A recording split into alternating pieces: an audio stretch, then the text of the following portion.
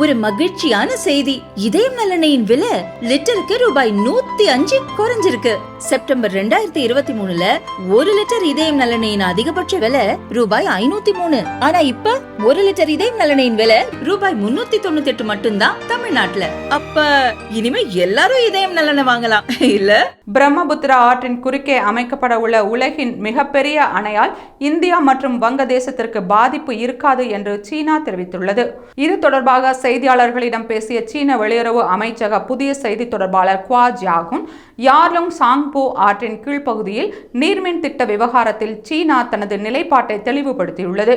கடுமையான அறிவியல் மதிப்பீட்டிற்கு பின்னரே இந்த திட்டத்தை செயல்படுத்துவதற்கான முடிவு எடுக்கப்பட்டது.